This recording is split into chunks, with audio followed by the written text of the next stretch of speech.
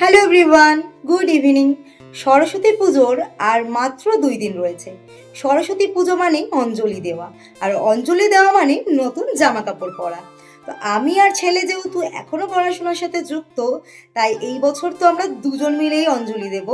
আর ছেলের আর আমার জন্য শাড়ি পাঞ্জাবি কিন্তু আমি মিশো থেকে নিয়ে নিয়েছি। তো মিশো থেকে আমি কি শাড়ি কি পাঞ্জাবি নিয়েছি চলো তোমাদের সাথেও শেয়ার করি।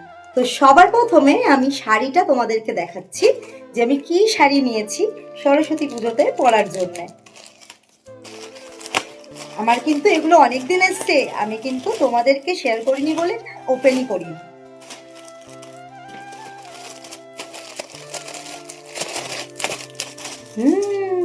এই দেখো, আমি এখন যে কি নিয়েছিলাম আমি নিজেই ভুলে গেছি। আমি কি এটা নিয়েছিলাম? আমায় না দেখতে হবে যে আমি এটা অ্যাকচুয়ালি নিয়েছিলাম কিনা। এইভাবে দেখা যাবে। আঁচলে রয়েছে হচ্ছে ময়ূর, আর নিচে রয়েছে হচ্ছে এই যে হালকা কাজ, আর হচ্ছে ময়ূর পালক, এই যে, আর উপরেও রয়েছে হচ্ছে সেম এই যে।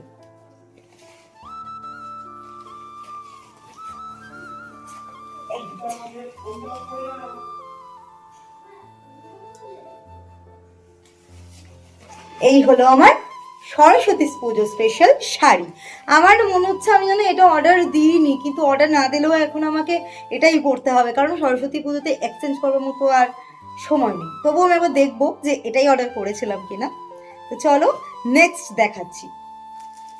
নেক্সট দেখাবো হচ্ছে এই ব্লাউজটা। এই ব্লাউজটা এই শাড়িটার সাথে পরার জন্য কিনেছিলাম। এই দেখো, আর আমি মনে পড়েছে আমি এই শাড়িটা অর্ডার করিনি, আমি একটা সানফ্লাওয়ার দেওয়া শাড়ি অর্ডার করেছিলাম। আমাকে ভুল শাড়ি পাঠানো হয়েছে, যার জন্য আমি এই সানফ্লাওয়ার দেওয়া এই ব্লাউজটা মানে অর্ডার করেছিলাম। আমার ব্লাউজটা দেখে কিন্তু মনে পড়লো যে আমি শাড়িটা কি অর্ডার করেছিলাম। শাড়িটাও সুন্দর, কিন্তু আমি যেটা অর্ডার করেছিলাম সেটাতে এরকম সানফ্লাওয়ার দেওয়া ছিল। তো এখন তো আর কিছু করার নেই। এই শাড়িটার সাথে একদমই ওই শাড়িটা ভালো লাগবে না, আবার ওই শাড়িটার সাথে এই ব্লাউজটা একদমই ভালো লাগবে না। মানে কিছু বলার নেই, মিশো থেকে এরকম হয়, মাঝে মাঝেই হয়।